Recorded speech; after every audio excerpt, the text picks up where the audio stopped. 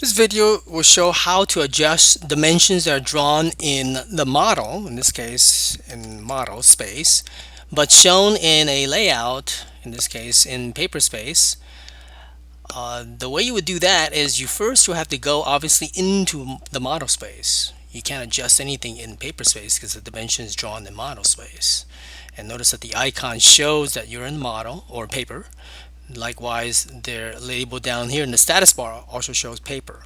I could double click inside the viewport to go into model space, or I could click on that, and again it shows me now I'm in model space. Now UCS icon also changes. Now that I'm in model space, let's say I want to select and change this dimension string so that I don't want it to be aligned here, or I want this to start down here. Notice that I grip anything, it's not going to let me do anything because my UCS plane is not aligned to this object. So to do that, I would use the UCS command and select object. In this case, if this is the object I want the UCS to change to, and see that change there, XY is now the same plane as to where that dimension is drawn. Now if I select that dimension and try the grips, and notice that now I can adjust the location of the dimension string. Alright, likewise, this is also the grip point of the extension itself, and I can also grip and change that location as well. Right? And as you can see that if I attempt again to change another dimension string that's not on this XY plane, for example this one, and I grip that, and again I'm not going to be able to do it. It's not going to let me. So to do that again, like what I did here, I have the UCS command, object, select that dimension string as the object to change the XY plane to. Now I could grip that dimension, and like before, the extension grip, I could adjust that location as well as I could adjust this location, right?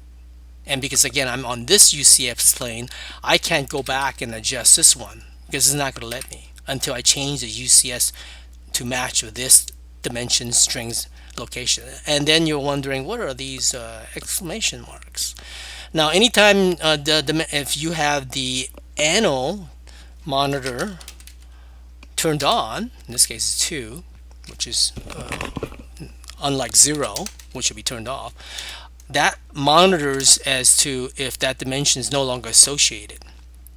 So to reassociate it, you could always use the grip by clicking on the exclamation mark here and click reassociate, and notice that it tells you, well, there's this extension point. Now just in case, I could also object snap to the quadrant of that circle, and notice that this is really the one that's off.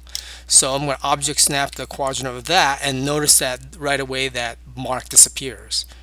And again, I'm going to grip this because I don't like that location, right? So I'm going to stretch that location to somewhere out here, right? Now let's take care of this one.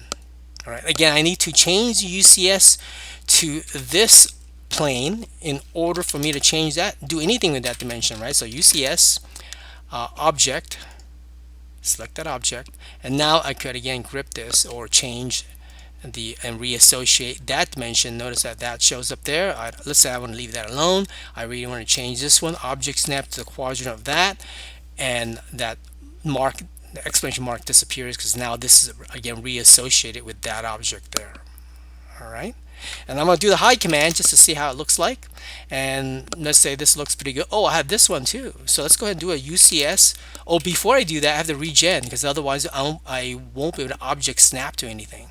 So regen to hide. So I now can object snap, UCS, object, change the plane to match with that dimension, select that exclamation mark, reassociate, and I'm not sure of which one is off, so I'm going to go ahead and do object snap endpoint, and next one object snap to this endpoint. Now, because again properly associated, that exclamation mark disappears. This concludes the video demonstration.